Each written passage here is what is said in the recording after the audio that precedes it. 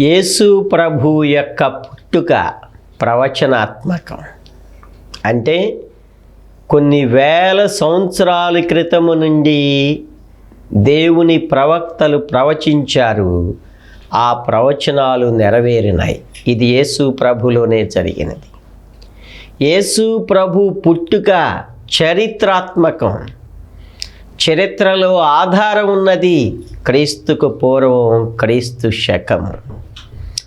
ఆయన పుట్టాడు అన్న చోటు ఎప్పటికీ ఉన్నది.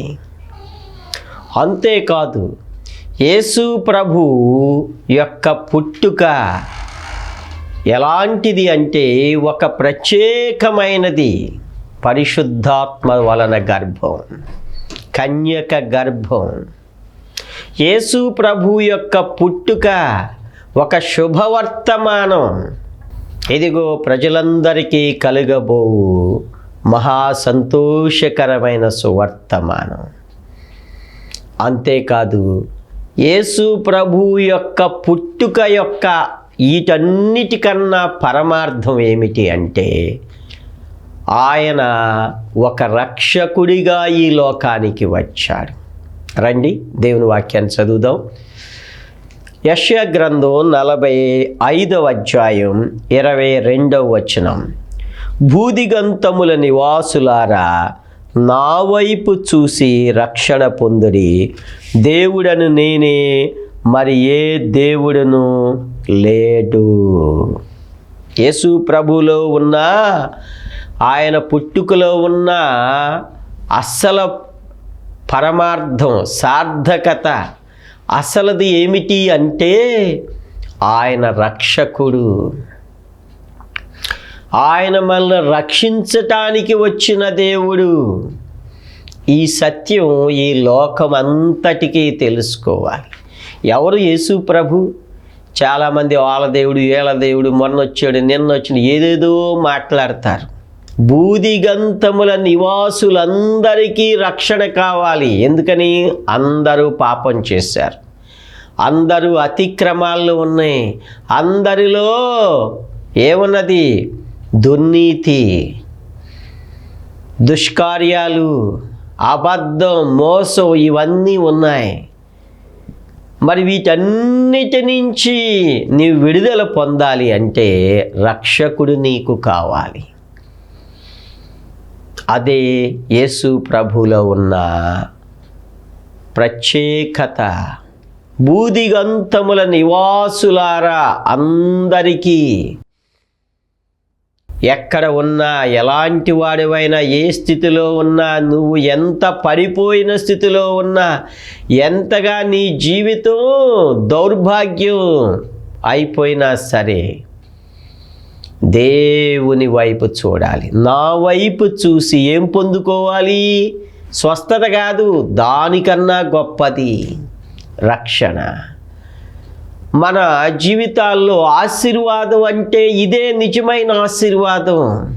దేవుడు మమ్మల్ని దీవించాడు, ఆశీర్వదించాడు, మేము ఇప్పుడు గొప్పలం అయిపోయాం, ఆస్తులు పెరిగిపోయినాయి, ఇవన్నీ ఒకటే.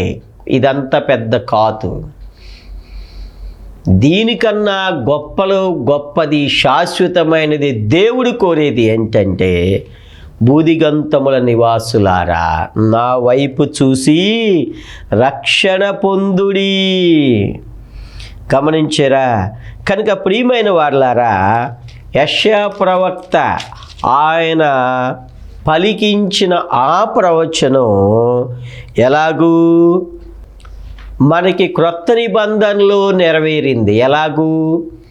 ఆమె ఒక కుమారుని కనును, తన ప్రజలను వారి పాపముల నుండి ఆయనే రక్షించును గనుక యేసు అను పేరు పెట్టుదురు. మత్తయి సువార్త 1వ అధ్యాయం 21వ వచనం. ఆయన రక్షించటానికి వచ్చిన క్రీస్తు ప్రభు. ఏ రక్షణ? రక్షణ అంటేలోనే చాలామందికి చాలా చులకన. సైతానుడు ఇలా గుడ్డితనాన్ని కలుగచేశాడు మనుషులకి. రక్షణ అంటే ఏ రక్షణ? గొప్ప రక్షణ. ఈ లోకంలో దేవుడిచ్చే గొప్ప రక్షణకి సాటి అయినది ఇంకొకటి లేదు. బంగారం ఉందా? ఆస్తిపాస్తులు ఉన్నాయా? పేరు ప్రఖ్యాతులు ఉన్నాయా? లేకపోతే నీకు ఎంతో ధనవంతుడిగా ఉన్నావా? వీటన్నిటికన్నా గొప్పది ఏంటంటే ప్రభువిచ్చే రక్షణ. నీవు రక్షించబడినట్లయితే పరలోక రాజ్యానికి వెళతావు. ఆయన రక్షించటానికి వచ్చిన దేవుడు. ఇంకొక మాట ఉన్నది. ఏం మాట? ఇది లూకా సువార్త 2వ అధ్యాయం. దావీదు పట్టణమందు రక్షకుడు మీ కొరకు పుట్టియున్నాడు. లూకా 2:11. ఎవరు పుట్టాడు? ఏమంటున్నాడు? రక్షకుడు మీ కొరకు పుట్టియున్నాడు. రక్షకుడు యేసు ప్రభు. మనల్ని రక్షించటానికి వచ్చిన దేవుడు, పాపముల నుంచి విడిపించటానికి వచ్చిన దేవుడు. ఈ సత్యం తెలియకుండా ఎన్ని క్రిస్మస్లు నువ్వు ఆచరించినా పాతాళమే. తెలుసుకొని సత్యాన్ని. క్రిస్మస్ పండుగ జరుపుకుంటున్నాం, డ్యాన్సులు వేస్తున్నాం, అక్కడ సెమీ క్రిస్మస్, ఇక్కడ సెమీ క్రిస్మస్, మరి ఇక్కడ పాటలు అక్కడ పాటలు, ఇవి అక్కడ కేకులు, ఇక్కడ కేకులు, అక్కడ క్యాండిల్స్, ఇక్కడ happy Christmas, merry Christmas, happy Christmas, merry Christmas. మంచిది. రక్షించబడ్డావా? పరలోక రాజ్యానికి వెళ్తానన్న ధైర్యం, నమ్మకం ఉందా నీకు? ప్రభు నా రక్షకుడు, ఆయన నా పాపాలు క్షమించిన దేవుడు అని నువ్వు సాక్ష్యం ఇవ్వగలుగుతున్నావా? నా బ్రతుకు మారింది, యేసు ప్రభు నన్ను మార్చాడని చెప్పగలుగుతున్నావా? ఇది లేకపోతే నీవు చేసేవన్నీ వ్యర్థమే. రక్షకుడు నిన్ను రక్షించాడా లేదా? నీ బ్రతుకు మారిందా లేదా? అది కావాలి. అర్థమైందా? చూడండి, మన జీవితాల్లో ఈ సత్యాన్ని మనం తెలుసుకోకపోతే మన జీవితాల్లో ఏమీ ప్రయోజనం లేదు. అర్థమైందా? యోహాను సువార్త 4వ అధ్యాయము చూడండి, ఏమంటున్నాడు? 42వ వచనం చూడండి. సమరయ స్త్రీ అనేకులను మార్చినది ఆ ఊరంతా, సుకారణ గ్రామంలో. వాళ్ళందరూ ఏమంటున్నారు చూడండి. అనేకులు నమ్మి ఆ స్త్రీని చూసి, ఇక మీదట నీవు చెప్పిన మాటను బట్టి కాక మా మట్టుకు మేము విని ఈయన నిజముగా లోకరక్షకుడని తెలుసుకొని నమ్ముచున్నాము. ఎంత గొప్ప మాట అండి! సమరయులు మొట్టమొదటిగా ఏం గ్రహించారు?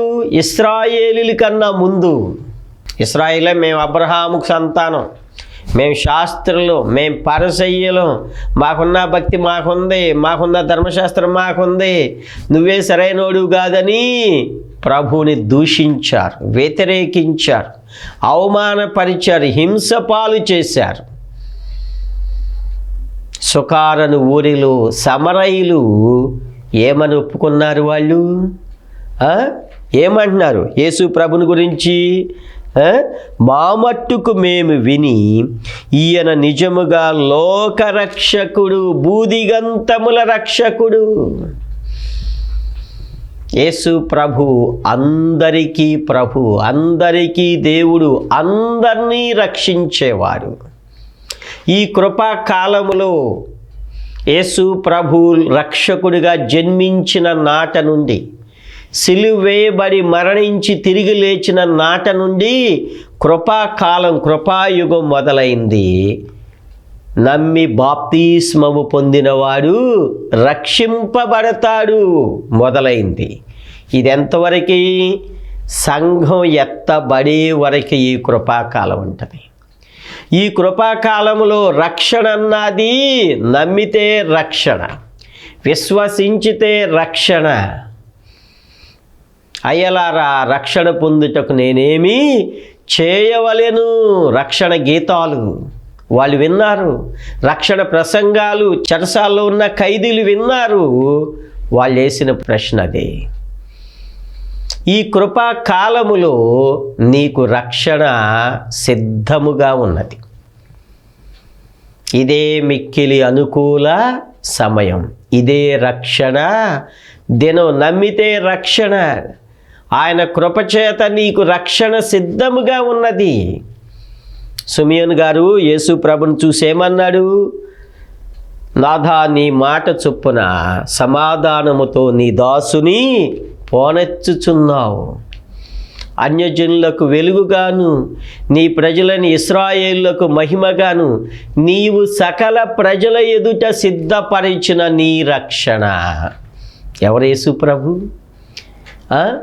నీ కోసం ఆయన సమర్పించుకుని, రక్తాన్ని కార్చి, శరీరాన్ని అర్పించుకుని నీకు శిక్ష నుండి తప్పించి రక్షణ సిద్ధపరిచిన దేవుడు.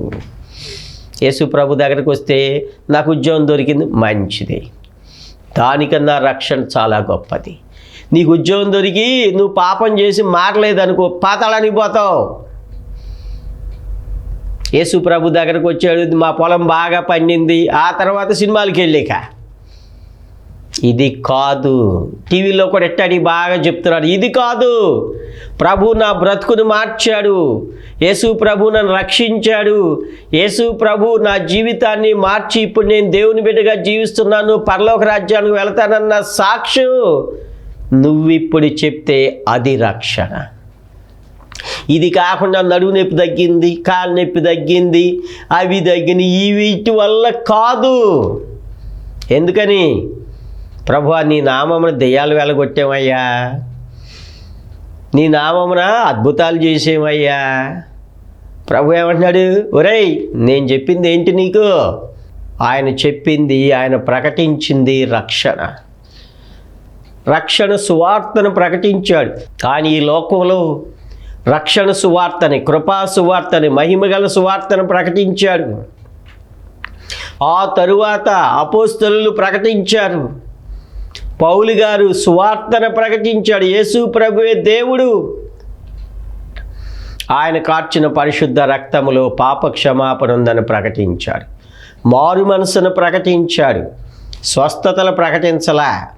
తెలుసుకోండి సత్యాన్ని. ఆయన ఈ లోకానికి వచ్చి మనకి రక్షణ ప్రసాదించిన దేవుడు. సకల ప్రజల ఎదుట సిద్ధపరిచిన రక్షణ ఇది. గమనించారా?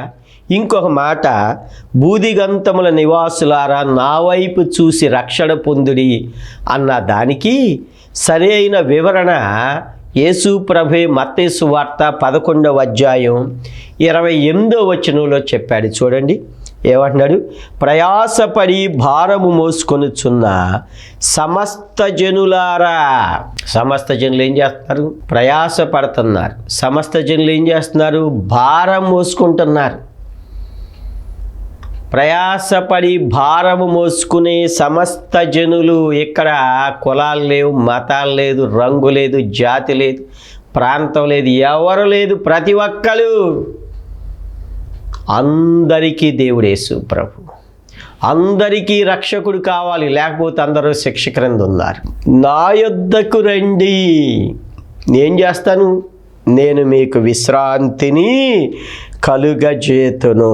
గమనించారా? మనుష్యుడి యొక్క పరుగు ఆగని పరుగు,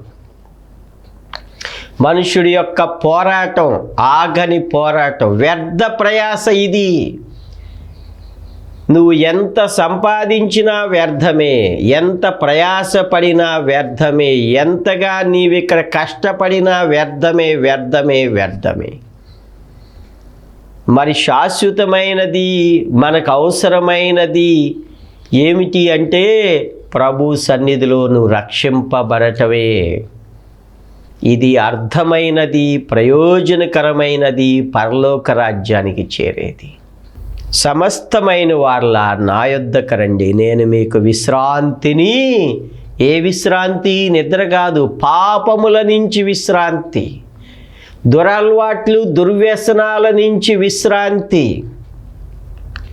నీకు శిక్ష ఉన్నది, దుష్టుల మార్గము నాశనమునకు నడుపును. నాశనం ఉన్నది, దాని నుంచి నీకు విశ్రాంతిని ప్రభు దయచేస్తాడు. కనుక బూదిగంతముల నివాసులారా నా వైపు చూసి రక్షణ పొందుడి. ప్రయాసపడి భారం మోసుకున్న సమస్తమైన వారలారా నా యొద్దకు రండి. దేవుని యొద్దకు రా. ఆయన ఏం చేస్తాడు నీకు? అక్కడే ఉన్నాడు. ఏమన్నాడు చూడండి అక్కడ, నా యొద్దకు రండి, నేను మీకు విశ్రాంతిని కలుగజేతను. నేను సాత్వికుడను దీన మనసు గలవాడును కనుక మీ మీద నా కాడి ఎత్తుకొని, నా యొద్దకు రండి, నా కాడి ఎత్తుకొనండి. కాడి అంటే ఏంటి? ఎద్దుల మీద వేస్తాం, కాడి పెడతాం. అవి ఏం చేస్తాయి? ఆ కాడి మోసుకుని చేరవలసిన గమ్యానికి చేరుస్తాయి. సైతాడు మన మీద కాడి పెట్టాడు. ఇప్పుడు త్రాగుడు నీ మీద మోపాడంతే. చెడ్డ జీవితం అనే కాడి నీ మీద మోపాడు. పాపం అనే దాసత్వం అను కాడి నీ మీద మోపాడు. ఇక నువ్వు పాపం చేసుకుంటా పోవటమే నరకానికి పోవటమే. మరి దీనికి పరిష్కారం ఎక్కడుంది? సైతాను కాడిని దేవుడు సిలువలో విరిచేశాడు. దేవుని ఆజ్ఞలనే కాడిని ఎత్తుకోవాలి. మనం దేవుని యొక్క మాటలు మనం నెరవేర్చాలి.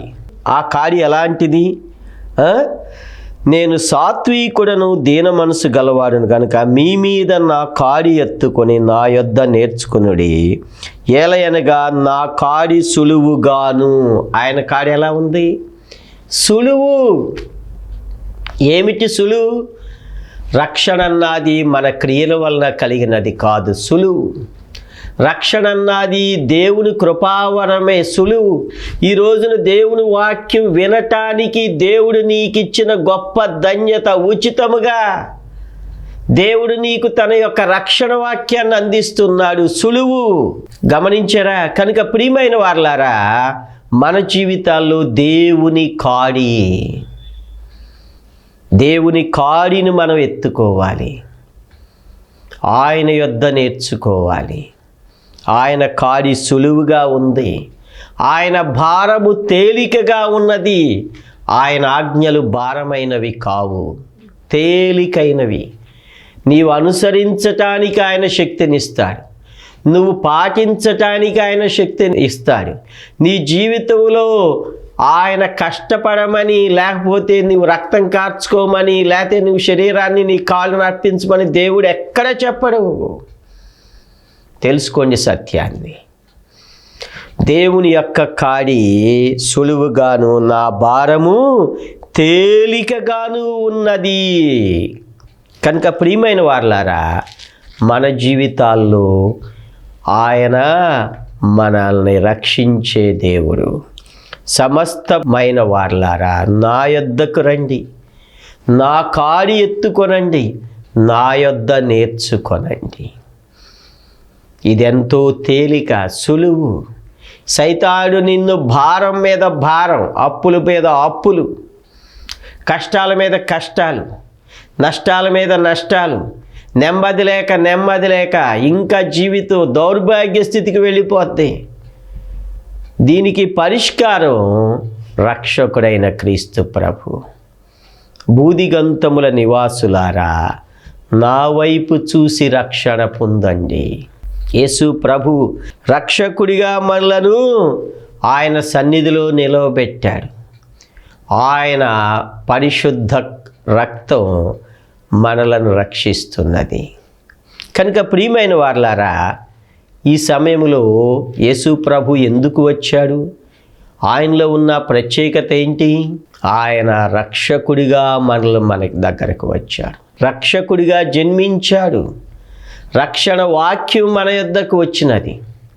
ఎప్పుడు పొందాలి రక్షణ? జక్కయ్య గారి ఇంటికి ప్రభు వెళ్ళాడు. వెళ్ళి ఏమంటున్నాడు? నేడు ఈ ఇంటికి రక్షణ వచ్చియున్నది. జక్కయ్య గారికి ఏమి ఇచ్చాడు? ధనవంతుడే, ఆయన మంచి ఆఫీసర్ గారే. వాటన్నిటికన్నా మించినది రక్షణ ప్రసాదించాడు. తెలుసుకోండి సత్యాన్ని. నేడు ఈ ఇంటికి రక్షణ వచ్చి ఉన్నది. నేడే.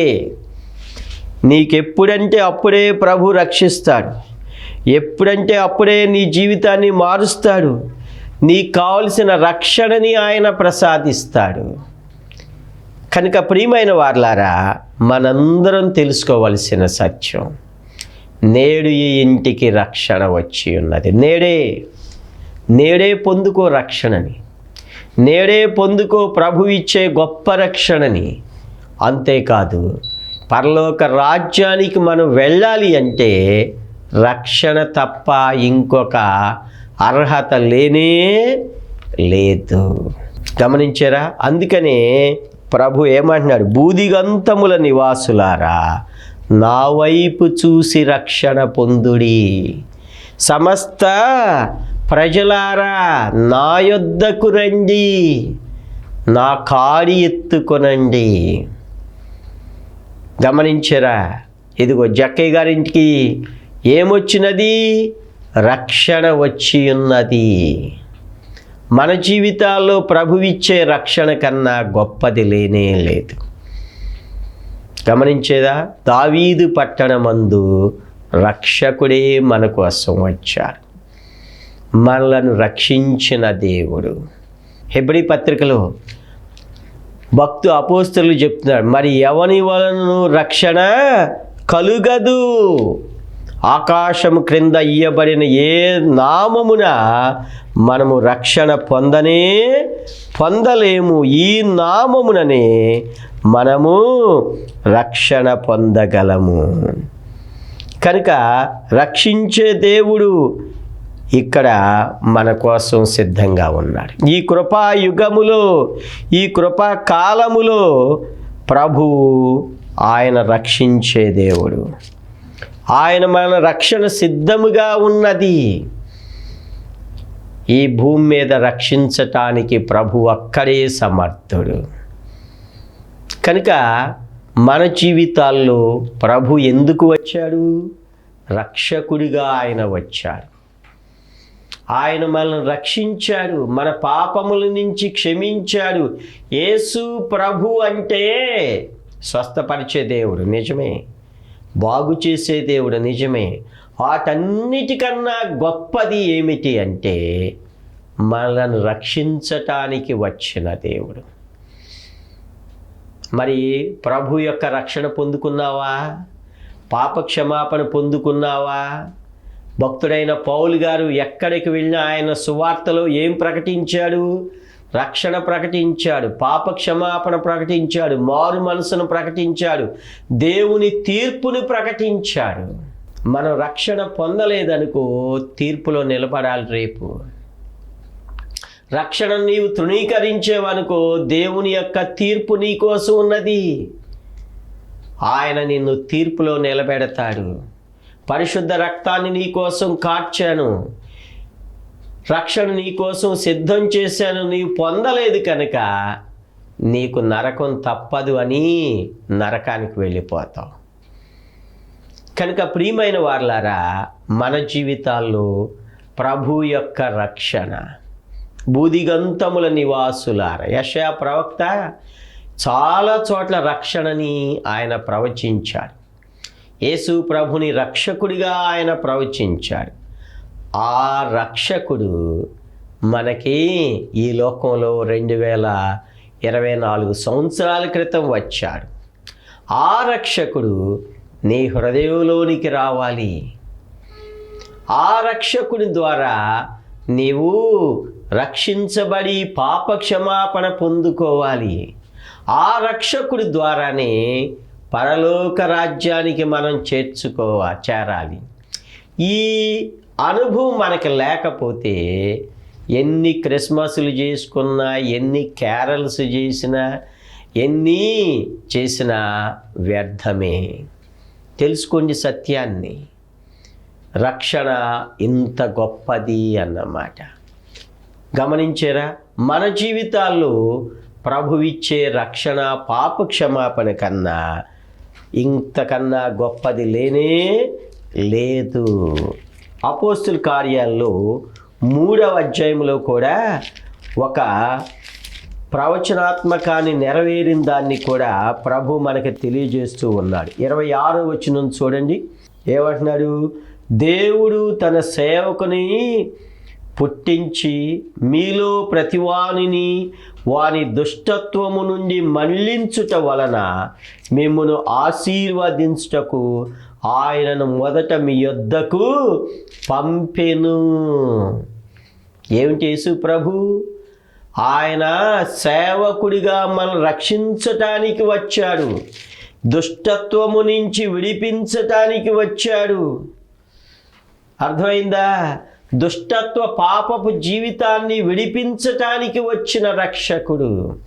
అది మన జీవితములో మనం పొందుకోపోతే ఇంతకన్నా గొప్ప ఆశీర్వాదం లేదు. ఎంతో నష్టపడతావు. ప్రార్థనకి వెళ్తున్నావా? మంచిదే. ప్రభు రక్షించడా? చెప్పగలవా? ప్రభు నా జీవితాన్ని మార్చాడని సాక్ష్యం ఇవ్వగలవా? ఈ సాక్ష్యం గొప్పది. దేవుడు నా మేలు చేశాడు, అవి వచ్చినాయి, ఇవి కాదు, వస్తాయి పోతాయి. రక్షణ అన్నది శాశ్వతం. ఇది అపోస్తుల కార్యములు 2వ అధ్యాయం 21వ వచనం చూడండి. అప్పుడు ప్రభు నామమును బట్టి ప్రార్థన చేయ వారందరూ రక్షణ పొందుదురని దేవుడు చెప్పుచున్నాడు. ఇశ్రాయేలీలు ప్రభుని నమ్మి ఆయనే మెస్సయ్య అని తెలుసుకుని అందరూ ప్రార్థన చేస్తారు. అప్పుడు సామూహిక రక్షణ అంటారు. ఇది ఇశ్రాయేలీలకు దేవుడు రాబోయే దినాల్లో ప్రభు అనుగ్రహిస్తాడు. ఎలా ఇస్తాడు? వారికి కూడా ఇప్పుడు వాళ్ళు ప్రార్థన చేయరు, మెస్సయ్య కోసం కనిపెడుతున్నారు. ఇప్పుడు వారు యేసు ప్రభు సువార్తని, సిలువని, ఆయన మరణ పునరుద్ధానాన్ని, క్రొత్త నిబంధనని నమ్మరు. అయితే 7 ఏండ్ల శ్రమల కాలం చివరిలో ఆయన రాజులకు రాజుగా, ప్రభువులకు ప్రభువుగా, ఆయన యుద్ధ శూరుడిగా ఈ లోకానికి వస్తాడు. ఆయన నోట నుంచి వచ్చిన అగ్ని శత్రువుల్ని దహించి వేస్తుంది. అప్పుడు వాళ్ళందరూ ప్రార్థన చేస్తారు. ఇశ్రాయేలీలందరూ నమ్ముతారు. నమ్మి ప్రార్థన చేసి వాళ్ళు రక్షించబడతారు. ఇది ఇశ్రాయేలీలకు దేవుడిచ్చిన గొప్ప రక్షణ. ఇదే రోమా పత్రికలో ఇశ్రాయేలీలు ఏం పొందాలని చెప్తున్నాడు చూడండి. ఏమని చెప్తున్నాడు? రోమా పత్రిక 10:1 సహోదరులారా, ఇశ్రాయేలీలు రక్షణ పొందవల్లని నా హృదయాభిలాష. ఎవరు పొందుకోవాలి? ఏం పొందుకోవాలి? రక్షణ పొందుకోవాలి. ప్రియమైన వారలారా, రక్షకుడిగా వచ్చాడు, రక్షణ పొందుకోవాలి. ఆ రక్షణ పొందుకుంటమే నిజమైన క్రిస్మస్. ఆ రక్షణలో ఉన్న ఆనందం పొందుకుంటమే హ్యాపీ క్రిస్మస్. ఆ రక్షణ ద్వారా నీ జీవితం వెలిగించబడటమే నువ్వు పట్టుకున్న ఆ క్యాండిల్. ఈ అనుభవాలు లేకోకుండా క్యాండిల్ పట్టుకున్నా పాతాళం తప్పదు. రక్షణ అనుభవం లేకోకుండా ఎంత హ్యాపీ క్రిస్మస్ అన్నా ప్రయోజనం లేనే లేదు. త్రాగుడు మానరు, మళ్ళీ క్రిస్మస్ పండుగ అంటారు. ఇష్టానుసారమైన జీవితం జీవించుతూ క్రిస్మస్ పండుగ జరుపుకోవటం వల్ల ప్రయోజనం ఏమీ లేదు. రక్షణ అన్నది మనలో కావాలి. రక్షణ పొందిన అనుభవం కావాలి. అలా రక్షించబడి పరలోక రాజ్యానికి మనం వారసులు అవ్వాలి. అలాంటి ధన్యత ప్రభు మనకు అనుగ్రహించునుగాక. ప్రార్థన చేసుకుందాం. పరిశుద్ధుడా, రక్షకుడిగా ఈ లోకానికి వచ్చినందుకు స్తోత్రాలు. మమ్మల్ని రక్షించినందుకు స్తోత్రాలు. రక్షణ ఆనందాన్ని మాకు దయచేసినందుకు స్తోత్రాలు. రక్షణ నిశ్చయత, నిరీక్షణ దయచేసినందుకు స్తోత్రాలు. ఈ అనుభవం లేని వారికి నాయన ఇప్పుడైనా మనోనేత్రాలు వెలిగించి వారి బ్రతుకులో రక్షణ దయచేయండి. రక్షణ విషయంలో ఎదిగించండి ప్రభువా. వారి జీవితాలు మీ సాక్షులుగా నిలవబెట్టి నిజమైన క్రిస్మస్ ఆనందాన్ని వారి జీవితాల్లో నింపమని మా ప్రభువైన యేసుక్రీస్తు నామములో ప్రార్థించి స్తుతించి వేడుచున్నాము తండ్రి. ఆమేన్. మిమ్మల్ని అందరినీ ప్రభు రక్షించునుగాక.